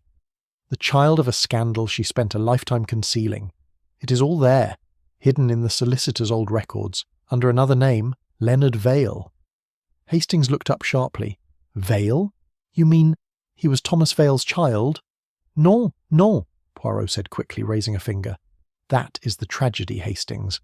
Thomas Vale knew her long before her marriage. He loved her, perhaps too openly, and when the scandal threatened to surface, she cut him off. She married the wealthy Carroway instead, leaving Vale ruined. He became her husband's accountant, yes, but not for profit, for proximity. He wanted to see the woman he had loved redeem herself. Instead, he watched her continue the deceit. He began to pace again, his voice quieter now, measured but carrying the weight of revelation. When she discovered she was pregnant, she arranged for the child to be adopted under another name. That child was Lionel. She reclaimed him years later as her husband's nephew. No one suspected, but Vale knew. And when the money disappeared, he understood she had done it not for herself, but for the boy. To ensure his future. Japp sat very still. So when Vale threatened to expose the theft, she panicked, Poirot finished, and when Vale vanished she told herself it was justice, that the past had finally been silenced. But she lived in fear that someone, anyone, would uncover the truth. That was why she took Olivia Vale into her house, Hastings, not out of pity, not out of remorse, but to keep the ghost close, where she could watch it. Hastings exhaled. Then Olivia was living with the woman who destroyed her father. Indeed, Poirot said softly, and that, Hastings, is what bound them all together, the living and the dead, circling the same lie. It was not a web of greed, but of guilt. Each thought themselves the victim, yet each in turn became the instrument of another's punishment. He stopped pacing and looked toward the window. The fog had begun to thin, revealing the iron railing outside, black and gleaming. Now, imagine the night of the murder. Lady Eugenia receives a letter, the first in years, from someone she once wronged. She believes it from Olivia's father, or from someone who knows her secret. But it was not Vale who wrote it. It was Lionel. He had found his adoption papers among her effects. He realized at last who he was and what she had done. He confronted her. He demanded the truth, and when she told him, when she confessed that she had abandoned him, destroyed a man, and lived a lie for 2 decades, he lost himself. Japp's voice was low. So he killed her in anger? No, Poirot said quietly. Not anger, self-loathing. You see, Lionel had grown up worshipping her. All his life he wanted her approval. To discover that he was both her secret and her shame, that was unbearable. When she reached for him, he struck out, not with rage, but with despair. The silence stretched between them. Even Japp, hardened by years of police work, seemed shaken. Poirot's tone softened. He burned the locket to destroy proof of his birth. He left the ring, believing its theft would mask the true motive. And Olivia Vale, poor child, believed the same lies Lady Eugenia once told herself, that righteousness can justify any crime. So she took the blame, thinking she avenged her father. In truth, she avenged nothing. She only repeated the sin. Hastings ran a hand through his hair. Good heavens, Poirot, so all of it. The theft, the murder, the false confession, it all comes down to a secret birth. Poirot nodded gravely. Not just birth, Hastings. Identity. The need to be seen as something one is not. Lady Eugenia could not bear to be seen as fallen. Lionel could not bear to be seen as unworthy. And Olivia could not bear to be seen as powerless. Each fought to preserve an illusion, and in doing so, destroyed themselves. He sat once more, folding the letter carefully. You see now why the motive was never about gold or revenge. It was about shame, the silent architect of every lie in this house. Lady Eugenia's sin was pride, her son's denial, her companion's misplaced righteousness, and all three, in their own way, committed murder. The clock struck the hour then, its sound steady and clear. Poirot glanced toward it, a faint melancholy in his expression. There is a strange justice in it, is there not? A life built on deceit ends with truth carved into time itself. Even the clock keeps perfect time now. Japp rose slowly, exhaling. So what happens next? Poirot smiled sadly. The law will do its part, as it must. But the soul, ah, mon ami, the soul will do its own accounting, and I suspect it will be far more severe. He turned toward the window once more.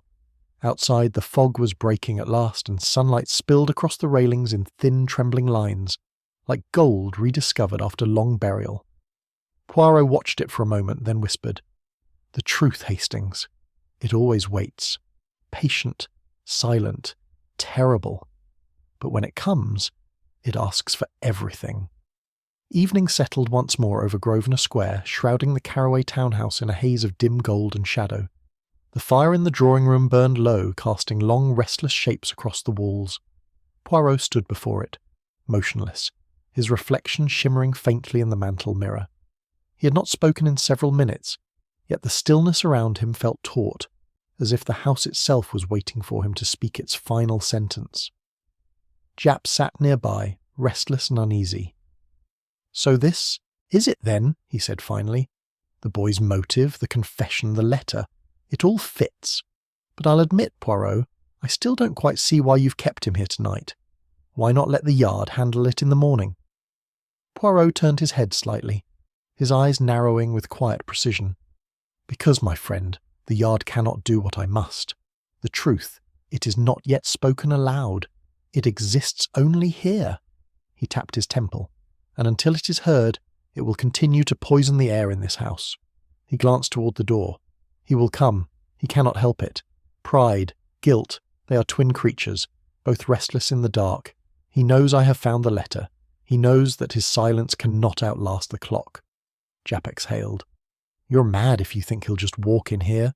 Poirot smiled faintly. "Ah, but you English, you forget how irresistible the need for control can be. When a man builds his life upon deception, he must always have the last word, even in his ruin." As if on cue, footsteps echoed faintly from the corridor beyond. Poirot did not turn. The door opened quietly, and Lionel Carroway entered, his face pale but composed, his coat still damp from the fog outside. Japp half rose, but Poirot raised a hand. "No, no, let him speak." Lionel's eyes moved between them, sharp and weary. "Inspector," he said evenly. "Monsieur Poirot, I thought I'd find you here. I was told you'd be leaving tonight." "Indeed," Poirot said, his tone gentle. "But I found the night too long for sleep. And you, monsieur, why are you here?" Lionel's mouth twitched, the faintest hint of a smile. "To end what's left of this farce, you've already paraded my name through scandal and confession. What more is there to say?" Poirot gestured toward the empty chair opposite him. "Everything, monsieur. Everything that remains unspoken." For a long moment, Lionel did not move. Then he sat slowly, the firelight flickering across his face. "You already know what happened," he said. "You've pieced it together from letters and ledgers and ashes. I struck her. It was over in seconds. What good is another confession?" Poirot studied him quietly. "Confession, non. Understanding, oui. You think you have told the truth, but it's only half of it. You speak as though the blow was the act of anger, of shock. But no, mon ami. You killed her long before that moment." Lionel's eyes darkened. "Don't patronize me, Poirot." "I do not patronize," Poirot said softly. "I analyze. You see, you did not kill your mother because of what she told you that night. You killed her because you already knew, because you had known for weeks." Lionel froze. "That's a lie." Poirot's voice was calm, unflinching. "Non.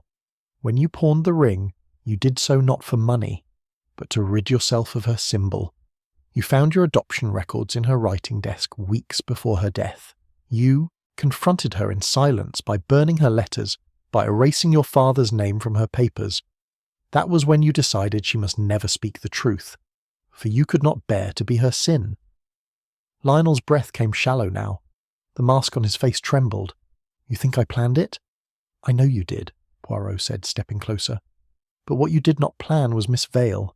You didn't know she would learn the truth as well, that she too would come to hate Lady Eugenia. You saw in her a kindred spirit and used her. You convinced her that the lady had ruined her father. You told her of the box, the letters, the secrets, and when she confronted the lady, you watched.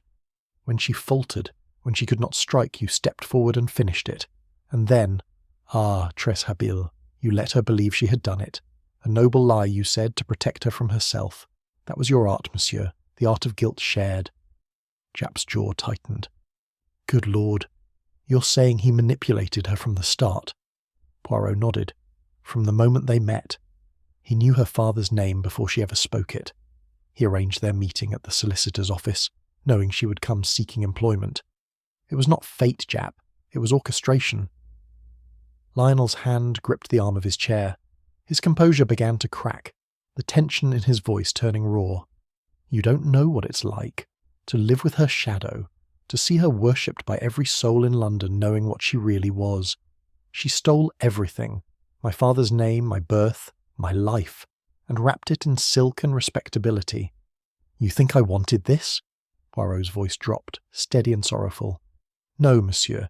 You wanted only to be free, but freedom gained through blood is no freedom at all." Lionel rose suddenly, his chair toppling backward. "You don't understand," his voice broke, echoing off the high ceiling. "All my life, I tried to be the man she wanted, the perfect son, the loyal heir. But she never loved me. She loved her reflection in me, and when I found out who I was, when I saw the lie that made me—" His voice faltered. "I had to destroy it. I had to." Poirot did not move, and in destroying her, you destroyed yourself. For a long, fragile moment, Lionel stood motionless, his chest heaving. Then he laughed softly, hoarse, broken. "You've won, then. You've laid it bare. What happens now? Will you let the Yard drag me away like an animal, or will you let me end it here?" Poirot's eyes flicked briefly to Japp, who had taken a half-step forward. "Monsieur Carroway," Poirot said gently, "I have no wish to see another death. The law must speak, yes, but let it speak while your heart still beats. You owe that much to those who believed you human." Lionel stared at him for a long moment, then something in his face shifted. Resignation, or perhaps relief. He nodded faintly, his shoulders sagging as though the weight of years had finally broken him. "You think you've understood everything," he murmured, his voice low, "but you haven't. There's one thing you'll never know." Poirot tilted his head. "And what is that?" Lionel looked up, his eyes hollow but steady. "She begged me to do it. That's the part no one will believe. She couldn't live with it any longer, the lies, the guilt, the shame. She asked me to end it, and I did what she asked." The words hung in the air, heavy and uncertain. Poirot regarded him quietly, no triumph in his gaze. "Perhaps, monsieur. Or perhaps you tell yourself that now because it is easier than truth. Either way, she is gone, and the burden remains yours." Japp moved in then, signalling the constables waiting outside. As they took Lionel by the arm, the young man turned once more toward Poirot. "You said she built her life on a lie," he said softly. "But so did I. So does everyone. You just haven't found yours yet." Poirot met his gaze without flinching. "Perhaps, but mine, I think, will not end in blood." When Lionel was gone, the house fell utterly silent. Japp exhaled and rubbed a hand across his face. "I'll never understand them, Poirot. That family could drown in truth and still die of thirst." Poirot looked toward the fire. "Ah, but that is humanity, my friend. We build our cages with honesty, our freedom with deceit. Lady Eugenia sought absolution, her son sought identity, and both found only the same darkness." He reached up, adjusting the mantel clock once more. It ticked smoothly now, unbroken, marking each second with perfect, merciless rhythm. Poirot turned to Hastings, who had appeared in the doorway, silent until now. "It is finished," he said softly. "The lies have run out, and time, she keeps her own justice." And as the clock struck the hour, echoing through the hollow rooms of the house, the great detective stood perfectly still, his reflection in the mirror calm and composed, yet in his eyes flickered something like sorrow, the faint reflection of a truth that even he could never fully master. The following morning brought with it a brittle calm, the kind that settles after a storm yet carries the echo of thunder somewhere beyond the horizon. The newspapers declared it over, the jewel box murder solved, and the streets hummed with quiet satisfaction. Lionel Carroway's arrest had become the city's final punctuation to a scandal too grand to ignore. But for Poirot, the sentence did not yet feel complete. He stood by the window of his small flat, the London fog pressing faintly against the panes, and read the headline once more. "They are so certain, Hastings," he murmured, setting the paper aside. "They think the truth has ended, that it has folded itself neatly like a napkin after dinner. But the truth, mon ami, she is a restless guest. She leaves always one glass overturned." Hastings looked, up from his chair, half amused. "Surely not this time, Poirot. You heard Carroway's confession. Every piece fits." Poirot's eyes flicked toward him, unreadable. "Yes, too perfectly perhaps. Before Hastings could respond, a knock came at the door. Poirot turned sharply. "You see? Even the truth knows her cue." Japp entered, looking harried and windblown. "Poirot," he said without preamble, "you'd better come. Something's happened." Minutes later, they were in a cab bound for Grosvenor Square once again. The house loomed grey against the morning mist, its windows dull and blind. Japp's jaw was tight. "Carraway's dead," he said abruptly. "Took his own life in his cell an hour ago." Hastings' eyes widened. "Good Lord." Poirot said nothing. Only his fingers tapped lightly against the handle of his cane.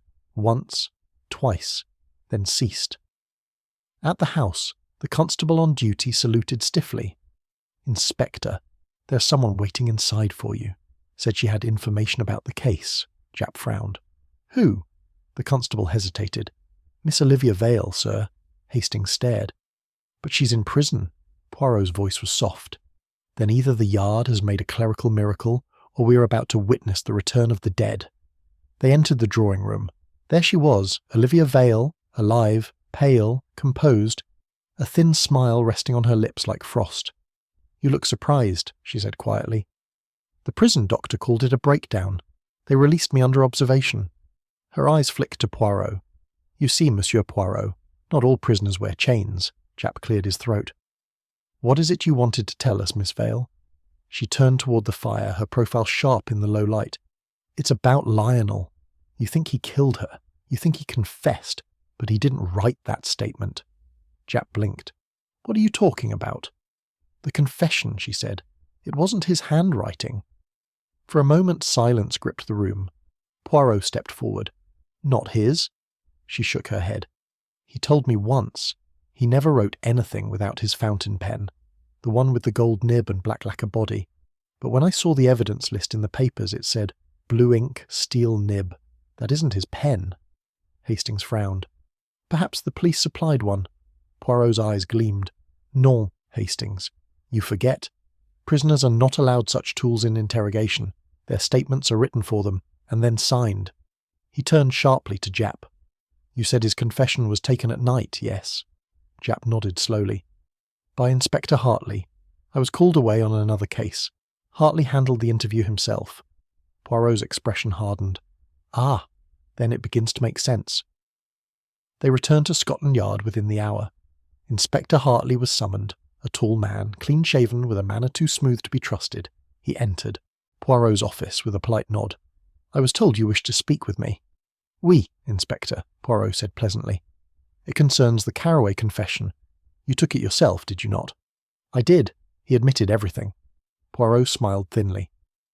"Ah, but you see there is a difficulty. The signature. It does not match, nor does the ink." Hartley's brow furrowed. "That's absurd. The document's in evidence." "Yes," Poirot said softly, "but not the real document. I had it examined this morning." He opened a folder on the desk. Inside lay the confession, neat, flawless, and completely devoid of Lionel's characteristic leftward slant. Poirot placed beside it a letter from the Carraway solicitor, written by Lionel weeks before his arrest. The contrast was unmistakable. Hartley stared at it for a long moment, his mask cracking. "You can't prove—" "Ah, but I can," Poirot interrupted gently. "You see, mon cher, when you forged this, you forgot something very small, very human. The date. You wrote October 19th, the day after the interrogation, but Lionel was taken into custody on the 19th at midnight. You could not have questioned him then, because you yourself signed him into confinement an hour later." Japp took a step forward, eyes narrowing. "Are you saying, Hartley—" Poirot's voice dropped. "Yes, Japp. Our good Inspector Hartley forged the confession, perhaps even coerced the boy to silence before he could speak the truth. But the question, eh? The question that matters is, why?" Hartley's composure faltered. Sweat beaded at his temples. "You don't understand," he said, his voice low. "It wasn't supposed to go that far. Lady Eugenia, she ruined everything. She ruined my father." The words fell like stones. Poirot's eyes narrowed. "Your father?" Hartley's hands trembled. "He was a clerk for the Carraways, dismissed after Vale's scandal, branded a thief because she needed someone to blame. We lost everything. I grew up in the shadow of her name, and when I joined the Yard, when the case crossed my desk, I saw a chance to make the Carroway name fall the way mine did. He sank into a chair, the strength gone from him. I didn't kill her. I only helped the world believe her son did. Japp's face was stone. You'll answer for that, he said quietly. Poirot said nothing for a long while. Then he stepped forward and placed a hand lightly on the table. You see, Japp, how elegant the circle becomes. A crime of pride begets a crime of revenge, each disguised as justice. The sins of the past, they breed like ghosts. Hartley's voice was barely a whisper. You'll never prove the rest. Poirot smiled faintly. Non, monsieur, I do not need to. You have done so yourself. Later, when they left the yard, the fog had thickened once more. Hastings walked beside Poirot in silence until at last he said, It's almost poetic, isn't it? Every wrong answer leading back to another wound. Poetic, yes, Poirot murmured. But poetry, my friend, is a cruel judge. It demands symmetry, even in tragedy. He paused at the edge of the street, gazing into the mist. So, the true architect of all this, Lady Eugenia, Lionel, Miss Vale, Hartley, they are but mirrors of one another, each seeking redemption, each destroying it in the same breath. The bells of St. George's began to toll, slow and solemn. Poirot looked upward, his expression unreadable. The case, she is closed. But you see, Hastings, there is no justice without cost. Every truth we uncover leaves its mark, like a footprint on wet earth. It fades, yes, but it never disappears. And as they turned to leave, the sound of the bells lingered behind them, echoing through the fog like the final heartbeat of a city that never truly sleeps and never truly forgets. The night was heavy with mist, the sort of London fog that seemed to dim the sound of every footstep and swallow the gaslights whole. Poirot and Hastings rode back from Scotland Yard in silence, the rhythmic clatter of the cab wheels echoing faintly against the cobblestones. The case was closed, at least in the eyes of the law. Inspector Hartley had been arrested, his confession recorded, his career obliterated in a single evening. Yet, as the city blurred past, Poirot's expression remained grave, reflective, as though his mind lingered in some deeper corner of the affair that no one else had dared to enter. Hastings glanced at him. Well, it's finished now, isn't it? Hartley's arrest, the truth about Lionel, the lady's secrets, all of it's out. Poirot did not immediately reply. He looked out the fogged window, his breath faint against the glass. Finished, perhaps, he said softly, but not complete. You see, mon ami, justice and truth, they are not always the same thing. The truth, she reveals herself in whispers, not verdicts. They arrived at Poirot's flat in Whitehaven Mansions just as the church bells struck 11. The great detective moved to the mantel, lighting the fire, the small flame catching the edges of his face in warm gold. Hastings poured 2 cups of coffee and handed one to him, still waiting for that quiet precision with which Poirot always explained what others had missed. Finally, Poirot began, Let us retrace the chain, yes? Lady Eugenia, she begins it with pride. She steals from her husband to preserve her name. Thomas Vale, the wronged man, writes a confession, his own salvation, and hides it within the clock. That letter becomes the key, but after her death, what happens? He raised his eyes, their gleam sharp again. Everyone, Hastings, chases the object of guilt, the ring, the letter, the jewel box, while ignoring the pattern. Always it was about concealment and reflection. The clock hid the truth, the box hid the lie, the ring hid the identity. Each object, you see, mirrored the other, and yet none of them contained what mattered. Hastings frowned. Then what did? The people, mon ami, always the people. Poirot set down his cup and began to pace. Hartley forged the confession not merely to convict Lionel, but to erase the memory of his own humiliation. The lady's deception destroyed his father's reputation, and so he decided that the Carroway name, her bloodline, must pay for it in kind. But there was something more, something subtle that even he did not realize. He turned to face Hastings fully. Hartley believed that Lionel was Lady Eugenia's son. Illegitimate, yes, but he never confirmed it.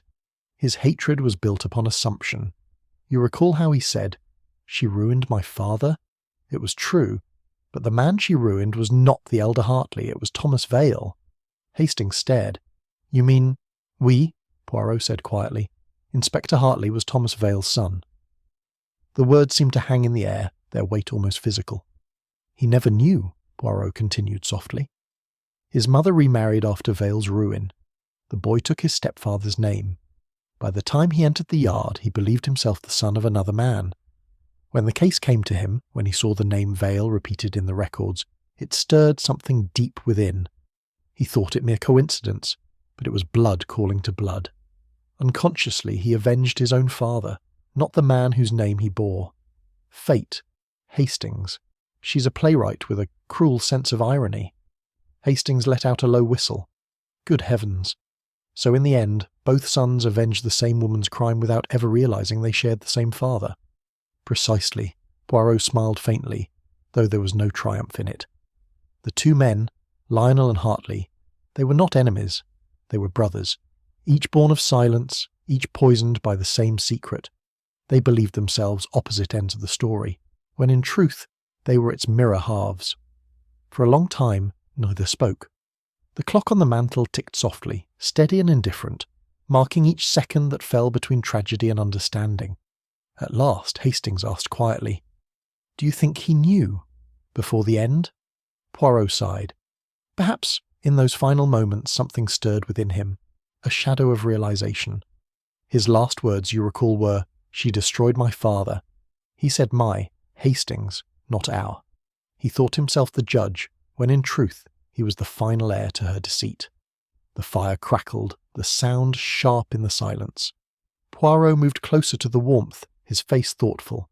The law will punish him for forgery, for corruption, for perjury, but there is no law that can punish the accident of being born into a lie. Hastings rubbed his forehead, still processing. And what of Olivia Vale? She was innocent after all. Innocent? Poirot repeated softly. No, my friend. Not innocent, merely ignorant.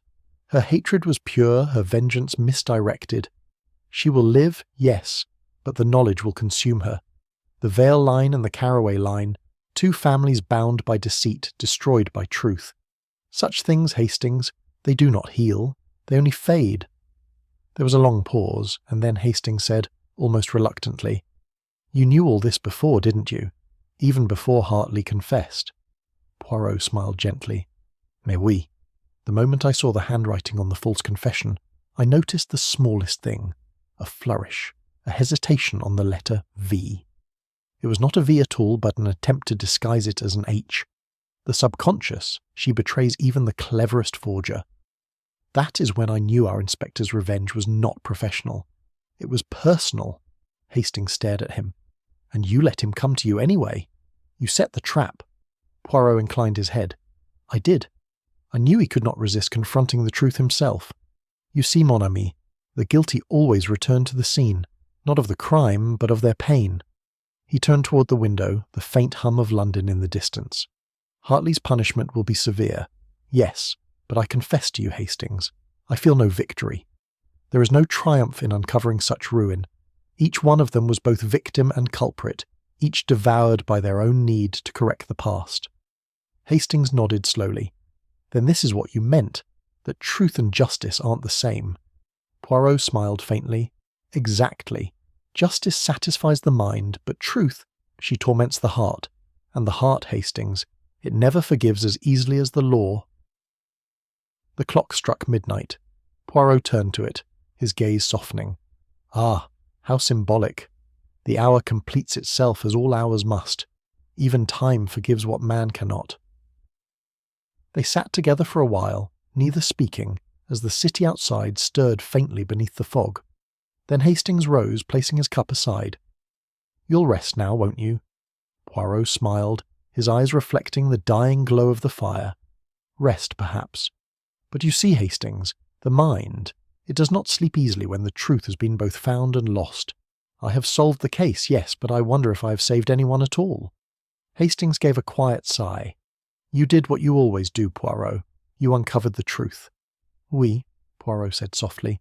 "And in doing so, I reminded the world that truth, like the jewel, is beautiful, but also sharp." Outside, the bells of St. George's tolled once more, their chime drifting through the fog, solemn and distant. Poirot turned toward the sound, his silhouette framed by the faint grey light creeping through the curtains. "Ah," he murmured, "and so time continues, my friend, steady, merciless, and blind. But perhaps that is her mercy after all," he smiled, though his eyes did not. "Come, Hastings, the case is closed." And as the final chime faded into silence, the fire died down to embers, glowing faintly like the last remnants of truth, beautiful, fragile, and quietly consuming everything it touched. The following morning dawned soft and colourless, the fog thinning like silk torn apart by the light. Whitehaven Mansion stood still, wrapped in a peculiar quiet that only comes after something immense has ended. Yet for Poirot, the ending was never truly the end. It was merely another silence to examine. He sat at his breakfast table, the Times open but unread, his coffee untouched. Hastings arrived not long after, fresh-faced, hat in hand, and a note of relief in his voice. "Well, my dear fellow, I imagine this is one case you'll be glad to leave behind. London can breathe again, eh? The whole thing's tied up neatly." Poirot glanced at him, one eyebrow lifting. "Neatly? Yes, but perhaps too neatly." Hastings sighed, half smiling. "Surely you're not still dwelling on it? You exposed Lady Eugenia's secret, uncovered Lionel's guilt, revealed Hartley's deception, and explained it all to the Yard. That's 3 riddles in one, Poirot. If that doesn't satisfy you, what could?" "The truth, Hastings," Poirot murmured, folding the paper. "She is a jealous mistress. When she's kept waiting too long, she grows impatient." Hastings frowned. "But what do you mean?" Poirot turned slightly, his gaze drifting toward the window, where the fog still clung faintly to the rooftops. "Consider, mon ami, the letter hidden in the clock. It bore Thomas Vale's name, did it not? But the handwriting, I recall, was not entirely consistent. One page in a steady, deliberate script, the other hurried, uncertain, as though 2 hands had touched it." Hastings blinked. "Are you saying it was forged?" Non, not forged, finished. The first half was written by Vale himself, the second by another, someone who wished to complete his confession but lacked his knowledge of detail." Poirot leaned forward, his voice lowering. "And tell me, Hastings, who would benefit most from completing a dead man's letter that condemned Lady Eugenia?" The realization flickered across Hastings' face. "Olivia? Oui," Poirot said softly. "Mademoiselle Vale, the child who grew up beneath her father's shadow. The letter was her invention, a clever patchwork of truth and memory. It gave her purpose, and when it surfaced, it became the spark for everything that followed. Every death, every deception, every confession. It began with that letter." Hastings sat back slowly. "But she didn't kill anyone." "Perhaps not with her hands," Poirot said gently. "But the mind, Hastings. The mind is a dangerous instrument when sharpened by grief. She wrote the letter to ruin Lady Eugenia, to restore her father's honour. Yet in doing so, she resurrected every buried sin the woman had worked to conceal. She awakened the ghosts." He stood and began pacing, the rhythm of his steps slow, deliberate. "She did not expect murder. She expected scandal, disgrace, justice of the public kind. But once the storm began, she realized she could not control it. Lionel's rage, Hartley's revenge, each of them played their part in her tragedy, while she remained unseen behind it all." Hastings shook his head. "But Poirot, if you're right, why didn't you tell Japp?" Poirot smiled faintly. "Because there is no crime to accuse her of, only consequence. She will live, and that, mon ami, will be punishment enough." He returned to his chair, lifting his cup at last.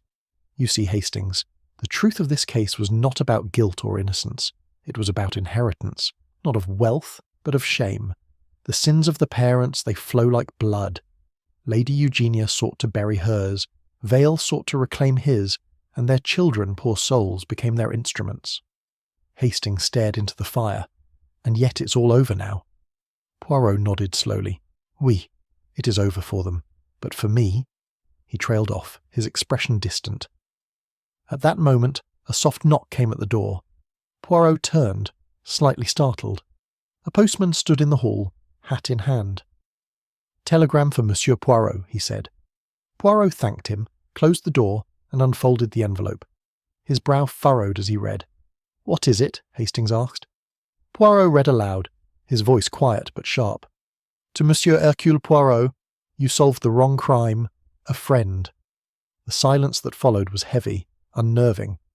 Hastings frowned. A prank, surely. Poirot did not answer immediately.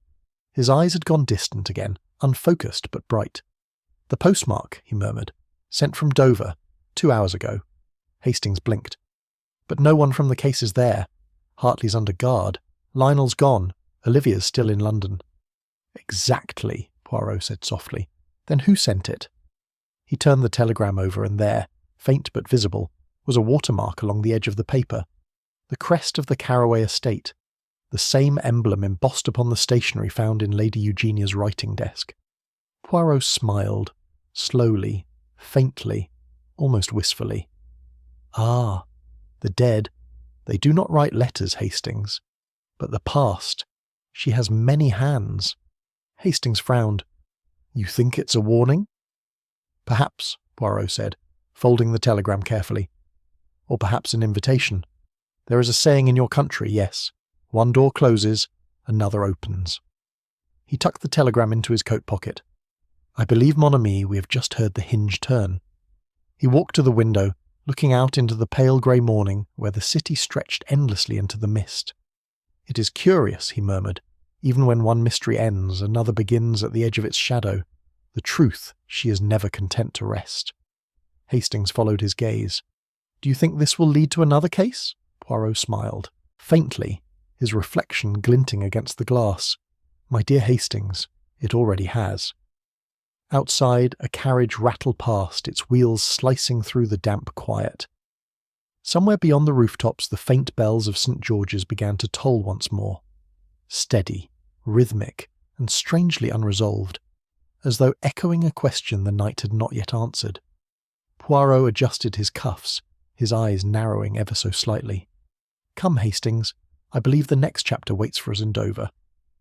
And as he stepped into the mist, the sound of his cane striking the pavement faded slowly, leaving behind only the whisper of fog, the lingering echo of footsteps, and the sense, unmistakable and electric, that the story of the jewel box murder was not quite finished after all.